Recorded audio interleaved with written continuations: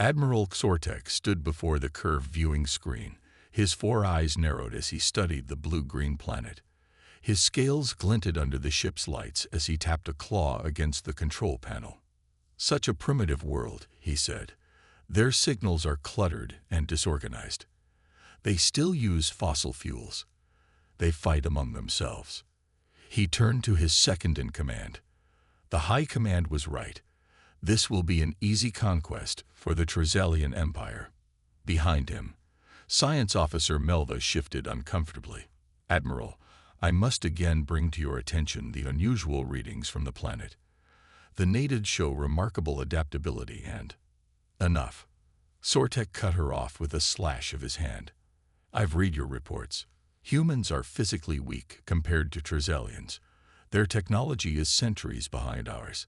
The High Command has approved this operation, and it will establish our place in the Galactic Council." On Earth, Diane Miller rubbed her tired eyes and stared at her computer screen. The NASA astronomer had been tracking the strange objects for 3 days now. They didn't move like asteroids. They changed direction. They accelerated. "Hey, Sam," she called to her colleague across the lab. "Can you look at this data again? These objects are now in orbit around Earth. All 8 of them." Sam Lee rolled his chair over and whistled. "That's not natural. Have you alerted the higher-ups?" Diane nodded. "They're in meetings with the Air Force and the President. Something big is happening." At Peterson Air Force Base, Captain Frank Johnson sat in stunned silence as the radar operator explained what they were seeing. "Sir, the objects are sending out signals that are disrupting our communications. Cell networks are going down across the country. Internet too." Frank picked up the secure line to Washington. It was dead. He tried the backup system. Nothing. "Get the jets in the air," he ordered. Now. In San Diego, the sky turned orange as the first Trezalian ship descended through the clouds. People stopped on the streets, cars halted in traffic, all eyes turned upward. Some took pictures. Some ran. Some just stared. The ship was massive, nearly half a mile across, and shaped like a flattened diamond. It hovered over the downtown area, casting a shadow that plunged skyscrapers into darkness. Similar scenes played out over New York, Beijing, London, Moscow, Tokyo, and 20 other major cities around the world. In the Trezalian command ship, Admiral Xortek addressed his invasion force. "Remember your training.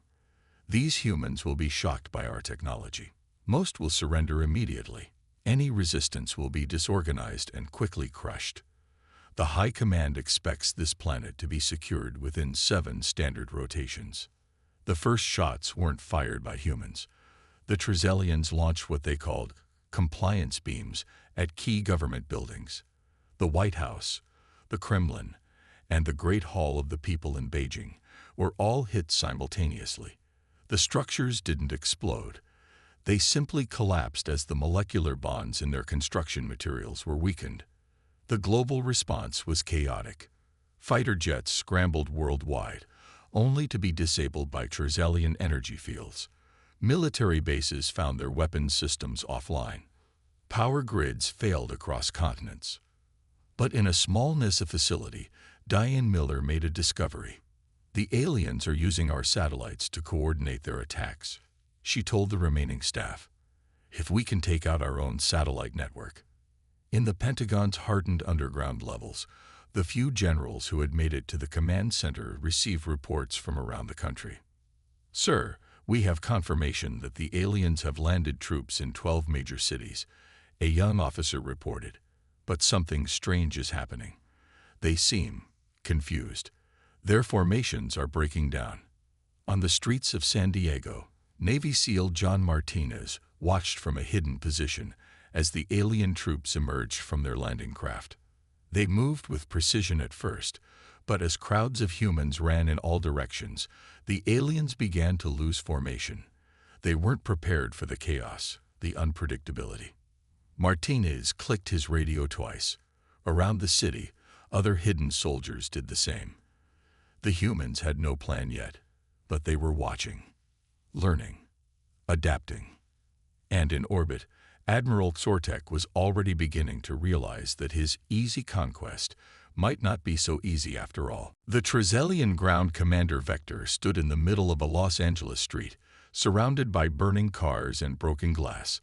This was not how the invasion was supposed to go. His troops had landed expecting the humans to drop their weapons and kneel in surrender. Instead, they scattered like water droplets on a hot surface, only to regroup and attack from unexpected angles. Status report. He barked into his communicator. Sir, we've secured the government buildings as ordered, but we're facing resistance everywhere else. The humans, they don't retreat when we kill their leaders. They just fight harder. Vector growled. This matched the pattern in other cities. The humans were supposed to be primitive, disorganized. Yet somehow they kept adapting to Trezelian tactics faster than expected. 3 miles away, Susan Clark hid in the basement of her engineering firm with 20 other survivors. The retired Army engineer studied the pieces of alien technology they had managed to collect from a damaged Trezelian scout ship. Look at this, she whispered, holding up a small device. Their power cells use a crystal structure I've never seen before, but the circuit design is actually pretty simple. A younger engineer leaned closer. Can we disrupt it? Susan nodded slowly. Better. I think we can hijack it. Their shields seem to operate on a frequency we can detect with modified radio equipment. In space, Admiral Sortek's mood darkened as reports flooded in from ground forces. The humans were not behaving like any Level 2 civilization the Trezalians had encountered before. When the Trezalians destroyed a military base, the humans didn't surrender the surrounding territory. They switched to guerrilla tactics. When communication networks were jammed, humans created new ones using old technology like ham radios. Admiral, his communications officer called. The ground commanders are requesting more troops. They report the humans are showing unusual resistance patterns. Sortek slammed his fist on the console. Impossible. Their weapons can barely dent our armor. Their aircraft fall from the sky when we activate our disruption fields. Yes, sir, but the officer hesitated. They're adapting. A squad in the city called Chicago reports the humans have already found a way to partially block our motion sensors. At the remains of Naval Base San Diego, John Martinez gathered a group of military and civilian survivors. Among them was NASA scientist Peter Wright, who had been visiting the base when the attack began. Their communication system has a flaw, Peter explained, pointing to diagrams he'd drawn. They use a quantum-based system, but it still needs to convert to standard signals to communicate with their ground troops. If we can create enough interference at these specific frequencies, we might be able to blind them temporarily. Martinez nodded. How long to build what you need? With the parts we salvage, maybe 6 hours. You have 4, Martinez said. They're bringing in more troops at sunset. In Washington, D.C., the Trezelian forces had expected to find a surrendering government.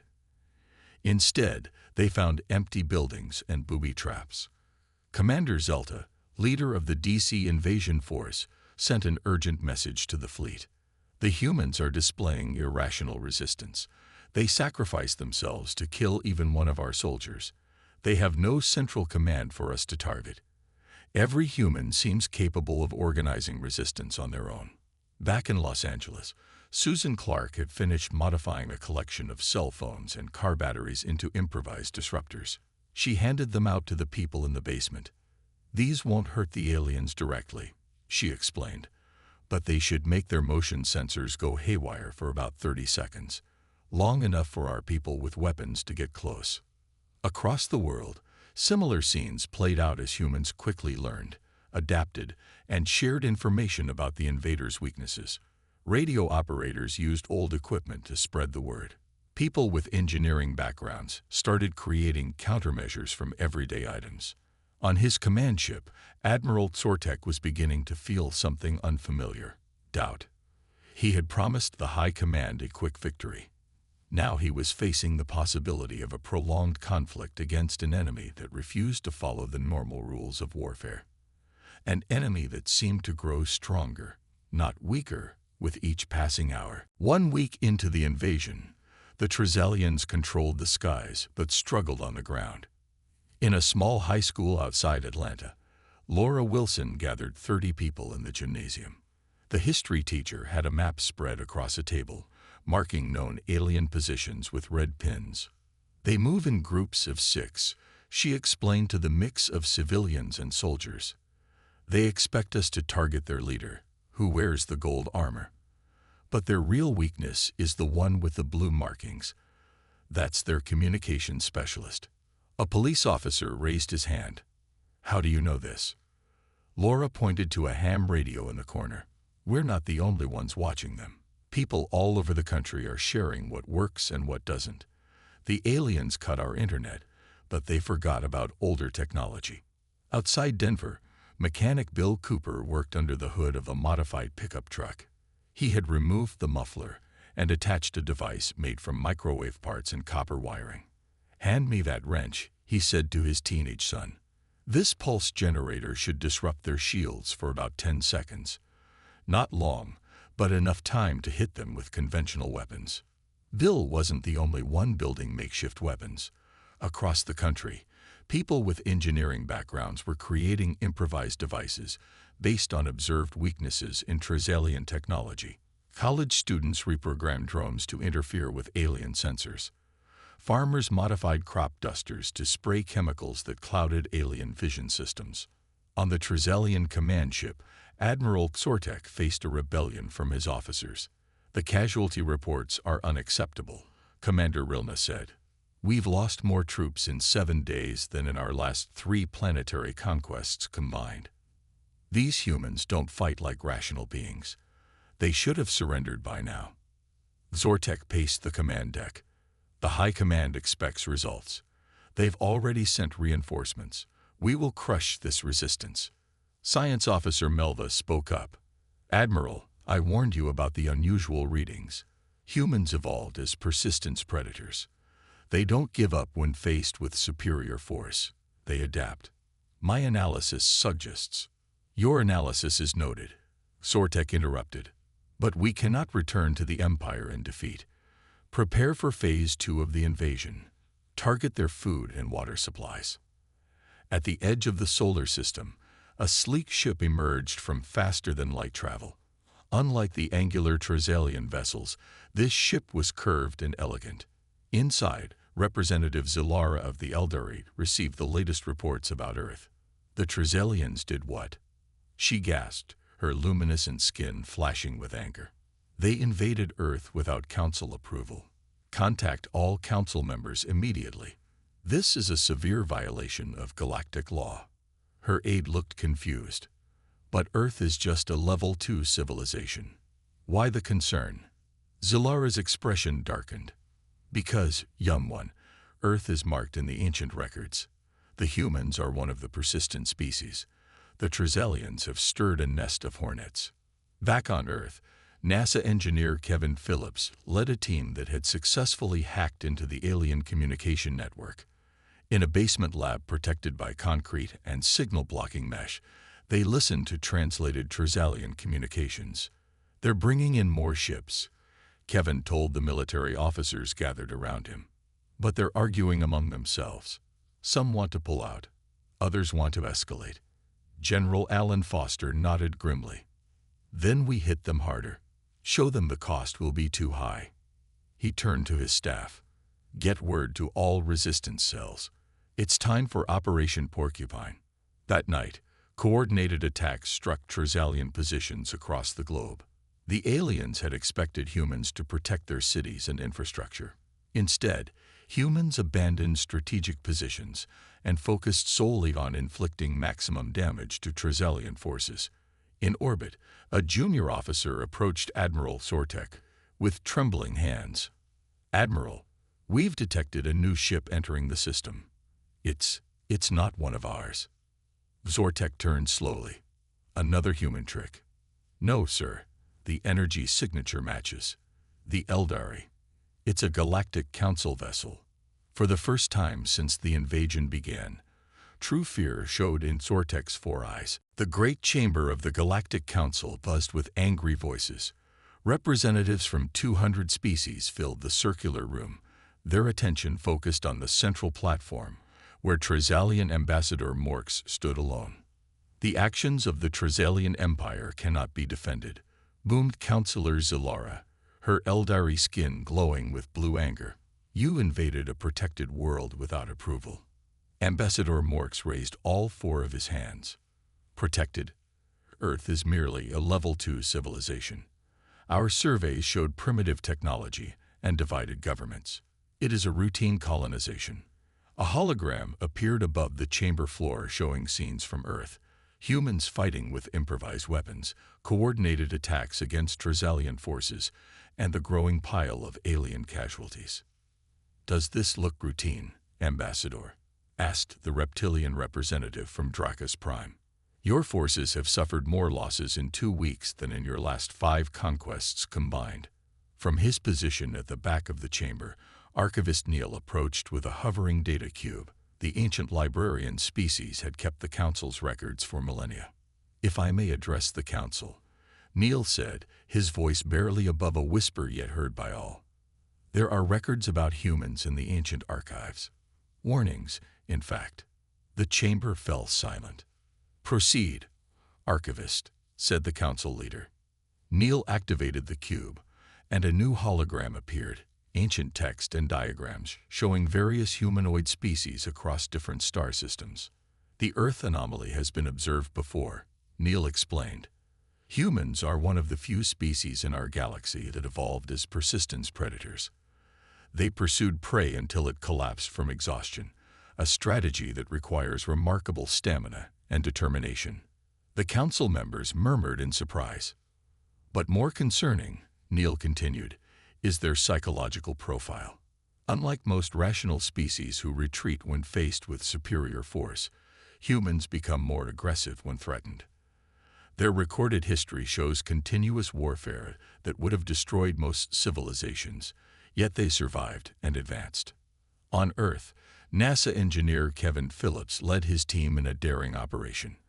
After hacking into the alien communication system, they had discovered they could insert false information.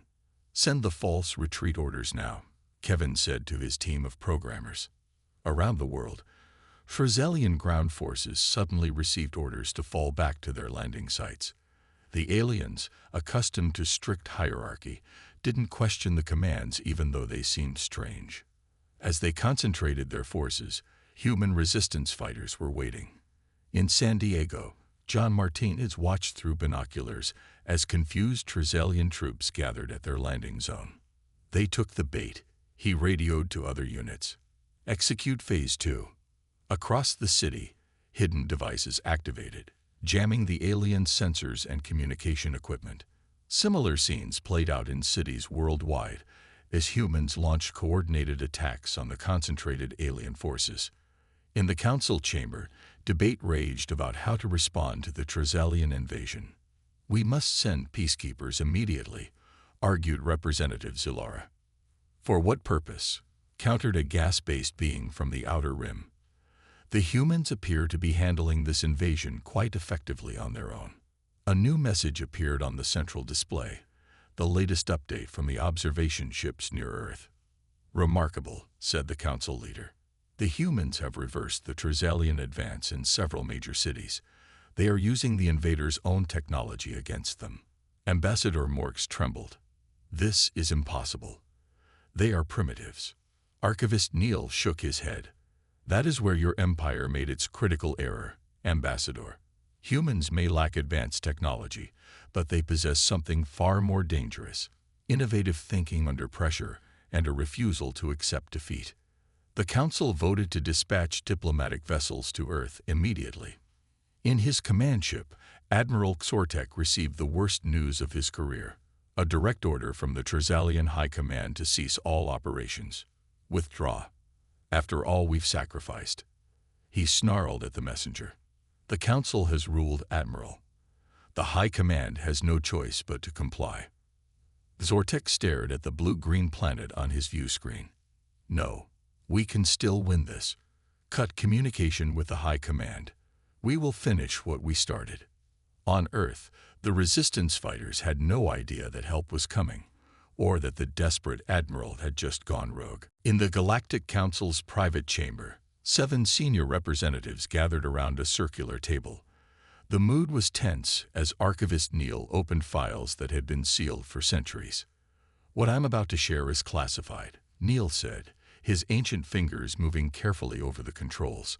"The Council has encountered humans before, not from Earth, but from colony worlds established by an earlier human civilization that collapsed. Holographic images showed humans fighting against various alien species across different star systems. Every time we've encountered humans, the pattern is the same," continued Neil. "They display abilities that defy conventional assessment. Their biology allows them to endure extreme conditions: heat, cold, injury, sleep deprivation, far longer than most species." Counselor Zalora leaned forward. "And their psychology? Even more remarkable," Neil replied. "Most species in the galaxy evolved to conserve energy and avoid unnecessary risks. Humans evolved to take risks and push limits. When most species would surrender to preserve life, humans often choose to fight to the death." And their history. Neil displayed scenes of human warfare through the ages. They have survived thousands of years of constant conflict that would have destroyed most civilizations. Instead, they emerged stronger, with more advanced weapons each time. The Council members watched in silence. "We must contact Earth immediately," declared the Council leader. "The Trizelians have awakened something dangerous." On Earth, police officer Denise Harris led a team of 20 people toward an alien research facility outside Boston. Intelligence suggested the aliens were holding human prisoners there, studying them. "Remember the plan," Denise whispered as they approached the perimeter. "We use the signal jammers first, then the flash bombs. Get in, free the prisoners, and get out. Don't try to fight unless absolutely necessary." The team moved silently through the woods. Each person carried devices created by engineers and scientists who had studied the alien technology. The humans had learned quickly. In orbit, Admiral Sortek prepared for his final assault. With the High Command ordering withdrawal and the Council sending diplomats, he knew his career was over. But he refused to be remembered as the admiral who lost to primitives. "Prepare all weapons," he ordered. "Target their largest population centers. If we cannot have this world, neither will they." His officers exchanged worried glances but followed orders. The massive ship began charging its main weapon array. In a university computer lab in California, teenagers Ryan Murphy and Michelle Davis worked frantically on their keyboards. Both were skilled hackers before the invasion. Now they were part of a global network of tech experts trying to breach alien systems. "I think I found something," Ryan said excitedly. "Their ships use a network similar to our internet. Different technology, but same basic structure." Michelle moved her chair closer. "Can we access it?" "Better," Ryan grinned. "I think we can infect it." He pointed to his screen where lines of code scrolled past. "Professor Kumar's team created this virus before the aliens got him. It's designed to target their navigation systems." Around the world, other tech experts received Ryan's message and began helping to refine and distribute the code. The virus passed from person to person, each adding improvements based on observed alien weaknesses. In Boston, Denise Harris's team successfully breached the research facility. They moved through dark corridors, freeing shocked prisoners from holding cells. "What did they want from you?" Denise asked one scientist as they escaped. The man looked traumatized. "They kept asking why we fight so hard. They couldn't understand why we wouldn't surrender. They seemed afraid of us." In space, the Eldari diplomatic vessel approached Earth, broadcasting peace messages on all frequencies. Behind it came ships from 12 other Council species, all intent on ending the conflict before it escalated further. But they were too late to stop what Admiral Sortek had set in motion, or to warn humans about what was coming. As the Trizelian weapon system reached full power, Earth faced its greatest threat yet. Admiral Sortek stood on the command deck, watching as the main weapon powered up. The massive energy cannon could devastate an entire continent. He had chosen North America as the first target. "Sir," his weapons officer said nervously, "the Council vessels are hailing us. They order us to stand down." "Ignore them," Sortek snapped. Firing sequence in 3 minutes. Unknown to Sortek, the virus created by Ryan Murphy and Michelle Davis had already infected his ship's systems. As it spread through the alien network, it didn't immediately reveal itself. Instead, it waited, gathering data and access to critical systems. On Earth, Colonel Eric Patterson received word that something big was happening in orbit. The former Air Force pilot now led a coalition of international special forces, operating from a hidden base in the Rocky Mountains. "All units, this is Eagle Actual," he radioed. "Intel suggests the aliens are preparing a major strike. Launch Operation Payback now. I repeat, execute Operation Payback immediately." Across the globe, resistance cells activated. This wasn't a random uprising, but a carefully planned counterattack developed over weeks of studying alien tactics. In each major city where Trizalians had landed, human forces moved with unexpected coordination. In Washington, D.C., a team led by Army Rangers deployed devices created by scientist Amanda Foster. The small, unassuming boxes used Earth's unique magnetic field to generate disruptions in Trizalian shield technology. "Plant them at 50-meter intervals," the team leader ordered. "Once they're active, we have maybe 10 minutes before they adapt." Similar scenes played out worldwide. The humans had been learning, adapting, and preparing for this moment. They knew they couldn't match alien technology head-on, so they found ways to use Earth itself as a weapon. In orbit, the virus suddenly activated. Alarms blared across the Trizalian command ship as systems began failing. "What's happening?" Sortek demanded as the lights flickered. "Some kind of cyber attack," the communications officer replied in shock. "It's in all our systems, weapons, navigation, life support, everything." Outside, the Council diplomatic vessels watched in surprise as the Trizalian ships began drifting out of formation. Some lost power entirely, while others fired thrusters randomly, spinning out of control. Representative Zilora observed from the bridge of the Eldari ship. "The humans did this, without advanced technology." Her science officer nodded. "They've somehow created a virus compatible with our systems. It's impossible, yet we're watching it happen." On Sortek's ship, panic spread as the weapon system entered a dangerous overload state. The massive energy buildup had nowhere to go with the targeting systems offline. "Evacuate the ship," Sortek finally ordered, his pride broken by the realization of complete defeat. "All personnel to escape pods." On Earth, Colonel Patterson received new information from their hackers. "The big ship is going critical. All units be advised, we may see a significant explosion in orbit." The people around him cheered, but Patterson raised his hand for quiet. "This isn't over. We still have ground forces to deal with." At that moment, the first Council ships entered Earth's atmosphere. Unlike the aggressive approach of the Trizalians, these ships moved slowly, broadcasting messages of peace in all Earth languages. "People of Earth," the message began, "we are representatives of the Galactic Council. We come in peace to help end the illegal invasion of your world."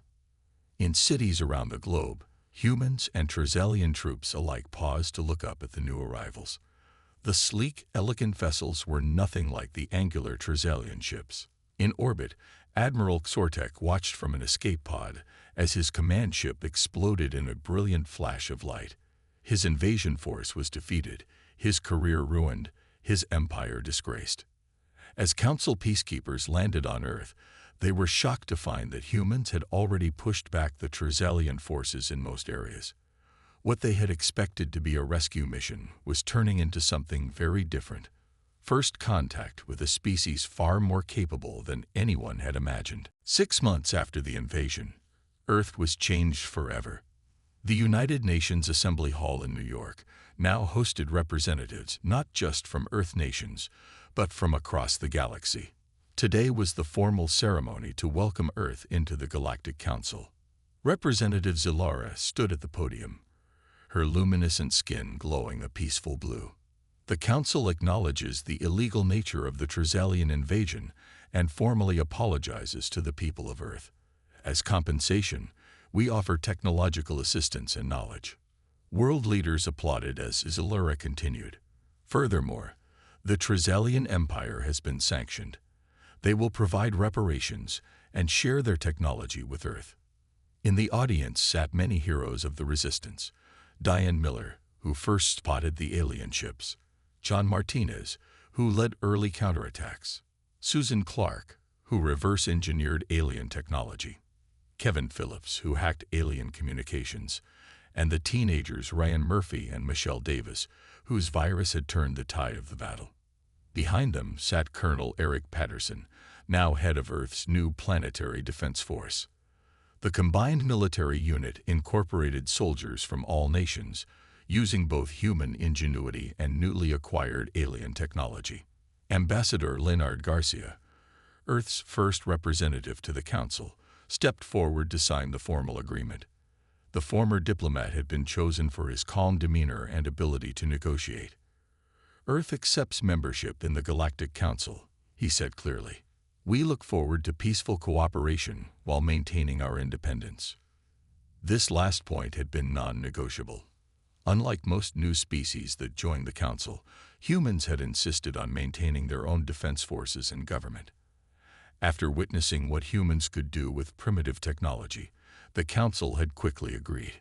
Outside the UN building, people celebrated in the streets. Alien visitors walked among humans, exchanging knowledge and stories.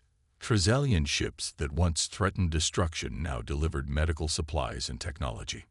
In a small university in the Midwest, college student Greg Phillips prepared for a historic journey. He would be the first human to visit the Council headquarters, a massive space station orbiting a distant star. Are you nervous? His professor asked. Greg nodded, looking at the sleek shuttle waiting on the newly built landing pad. A little, but mostly excited. Remember, you're representing all of us, the professor said. Show them what humans are really like, not just how we fight, but how we create, how we learn, how we care for each other. At a military cemetery near Washington, D.C., Denise Harris placed flowers at a new memorial. The black granite wall listed the names of those who had fallen during the invasion.